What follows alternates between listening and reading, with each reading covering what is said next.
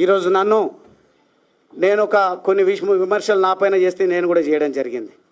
చేసినప్పుడు బచ్చాగాడెవడో మాట్లాడుతున్నాడని, నాకంటే 6 నెలల్లో సంవత్సరమో వయసు పెద్ద కేటీఆర్ గారిది, నన్ను బచ్చాగాడు అంటున్నారు.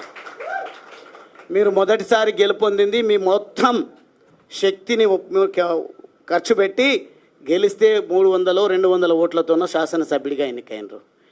ఒక వలస కూలి బిడ్డనైనా నేను పార్లమెంట్ అభ్యర్థిగా నిలబడితే ఒక్కరు కూడా పని చేయకుండా ప్రజల గుండెల్లో ఉన్నటువంటి తెలంగాణ వాదం, ప్రజల గుండెల్లో ఉన్నటువంటి పేదవాడి పైన ప్రేమ, కులం చూడలేదు, మతం చూడలేదు, నాకు అద్భుతమైన ఓట్లు వేస్తే కొన్ని ఓట్లతో త్రుటిలో ఓటమి పాలు కావడం జరిగింది. ఆ ఓటమితో కుంగిపోలే.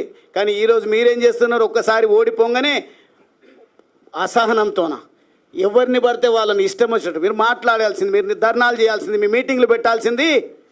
మిమ్మల్ని అనొద్దు ఆ మాట. మళ్ళీ నేను కూడా అదే కేటగిరీకి చెందినటువంటి వాడిని అయితే మిమ్మల్ని పక్కన పెట్టి కారణాలు ఏవైనా ఉండొచ్చు. 10 మంది ఒక విలువలు లేని పార్టీలకు వెళ్తే వాళ్ళ ఇంటి ముంగట ధర్నా చేయలేదు, వారి గురించి ప్రశ్నించలేదు. నాకు ఏ పదవి లేదు. ఇప్పుడు జిల్లా అధ్యక్ష పదవి ఉంది, అది వేరు మాట. నేను ఎన్నికైన ప్రజాప్రతినిధి కాను ఇప్పుడు.